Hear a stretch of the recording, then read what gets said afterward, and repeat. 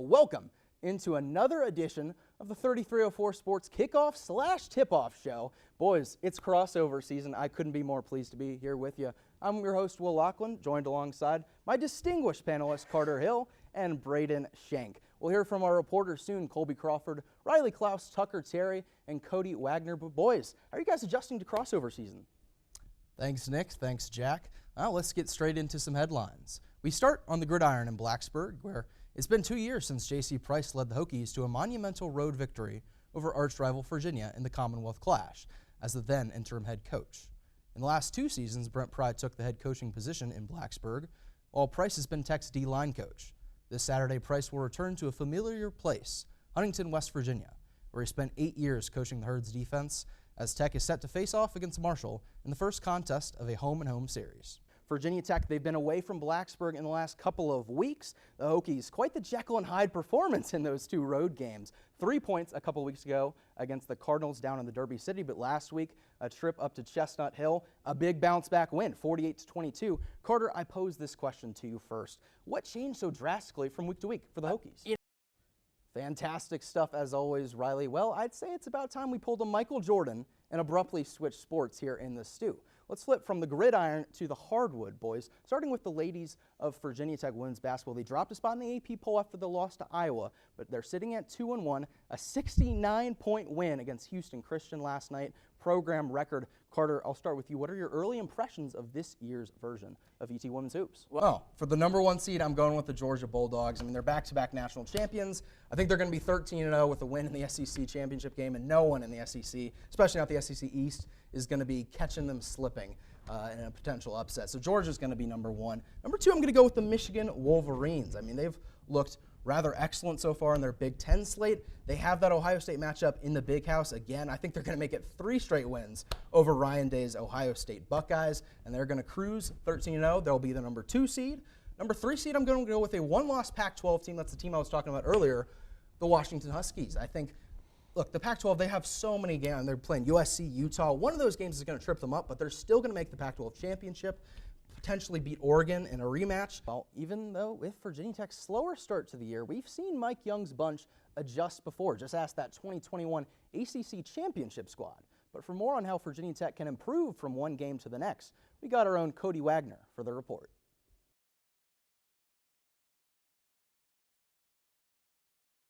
Greetings inside Jones C. Edwards Stadium, the site of an exciting college football noon matchup between the 1-2 Virginia Tech Hokies and the 2-0 Marshall Thundering Herd. Now the storyline here, will Grant Wells play or not for the Virginia Tech Hokies? Sometimes you just can't overcome a slow start. Such was the case for Virginia Tech, as the 5th-ranked Florida State Seminoles shot down the Hokies 39-17 inside Doak Campbell Stadium. The atmosphere was as advertised on Bobby Bowden Field Saturday afternoon. From the infamous war chant to Chief Osceola charging the Seminoles into battle, all the pregame enthusiasm inside Doak Campbell gave Florida State a big jolt of energy that converted immediately to the field. Virginia Tech's defensive woes of last season were left behind on opening night as the Hokies' lockdown D helped propel Tech to a commanding 100-55 opening night victory over Coppin State. Heading into a new year, Mike Young knew he needed to get his team back to form on the defensive end. One game into the fresh 2023-24 season, and the Hokies' defense looked sharp against the Eagles. Tech limited Coppin State to a porous 37% shooting from the field and forced 19 turnovers off 9 steals and 4 blocked shots. With Halloween right around the corner, the Hokies treated the Orange to a cheeky trick play touchdown and didn't look back from there. Virginia Tech scored points on all of their first 6 drives of the game, while Syracuse failed to score until their 6th drive of offense. With Hokie icon Mike Vick in attendance, Virginia Tech quarterback Kyron Drones accounted for 250 total yards of offense, and his beautiful deep ball touchdown to Daquan Felton, his 2nd of the game, put the Hokies up 23-0 midway through the 2nd quarter.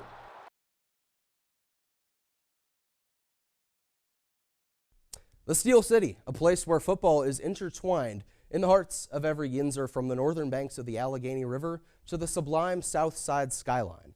Now, I hope you didn't mistake me for talking about Pittsburgh's resident NFL team. Apologies to all the terrible towel lovers across the world, present company included. No, we're talking about the passionate Panthers of Pittsburgh, whose story is far less known. Absolutely, that's right, Rob. Well, for a Rutgers squad that's been much maligned in past years, allow me a minute or two to just change your mind on the Scarlet Knights in 2023. For starters, let's talk about that defense, where domination is the only word that comes to mind. The stifling Scarlet Knights have allowed 14 total points through 2 contests, both being decisive wins over Northwestern and Temple, with a staggering 23-point victory margin. The key to Rutgers' defensive masterclass, you ask? 3 words: stopping the run. The Knights have allowed just 40 yards on the ground per game, which is good for 3rd in the entire country. And it just so happened that Coach Pry was looking for a playmaker to boost the Hokies' offense and create more explosive plays down the field. Jennings fit that bill to a T, and it didn't take long for Pry to show Jennings the greener grass of Lane Stadium on the other side of the Commonwealth. Now, in the 8 months since Jennings has become a Hokie, he's turned the heads of the Tech coaching staff and earned the respect of his teammates as a leader. As of now, he projects to be the top option for Grant Wells and a deeper and more talented wide receiver room than last year. So a couple weeks ago, I saw Kenny post a video of you on Twitter just saying how you guys were working on your finishing skills and just trying to improve, off of what was a fantastic junior season into your senior year.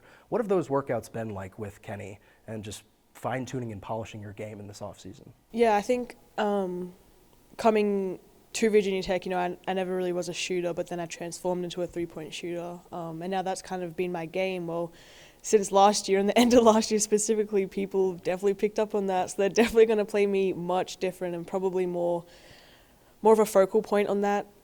So for us, it's just really been like mid-range and finishing and finding other ways outside of my traditional game. Now, a big thing that he stressed for me is that everything that I'm able to do is because of my three-point shot. Like, I'm not going to completely disabandon that. But yeah, a lot of it's just been mid-range and pace and tempo and playing with a sense of physicality for, college, but further on, I'm small, so I'm going to have to use my stature and my strength. So just learning to play like a 6-foot athletic man that's played for how many years? Accomplished so much in your career. Was there kind of a point where, you were like, you had that mentality shift, like, oh, the individual awards are nice. I mean, you were an All-ACC first teamer, I believe, after your sophomore year, but, really chasing as well that more of the team leadership and also just wanting to win just as much as that. Was there kind of a mentality shift at all in the past couple years? Most definitely. I think in a team sport, the individual accolades only mean so much. And what I've noticed in athletics is, things feel good or things feel bad for a little bit of time and then it fades. So I do think that the memories with the team definitely last much longer, like winning regionals at home. Sophomore year? Yeah, sophomore year was like something I'll never forget. So I think that that's definitely more meaningful. So yeah, I like the way that you worded it exactly. Chasing the wins with the team is so much more meaningful. And, what you do individually, if you can help a team, that's really all that matters. But, that's it. Take me into that moment when you guys won regionals. Is that your favorite moment here at Virginia Tech? Yeah, most definitely. We had to come and beat Kentucky 2 times because we lost our first game to them. And Kentucky is like a stacked team, a lot of athletes. 2 games in 20 hours or something like that? Yeah, because we had a rain delay and then we had to sit. And I just remember we were in the indoor and Kentucky was in the indoor with us and then we were on the other side. And it was just amazing because our whole team, it was getting late. We're all drinking Red Bulls and we're all playing games together. Our spirits were so high, and I just remember seeing everybody in that moment and knowing we were gonna pull it off, because it's hard when you're at home and you have a lot of people watching and it's a little bit nerve-wracking, but I don't know, that's just something I think everybody that was there will always remember.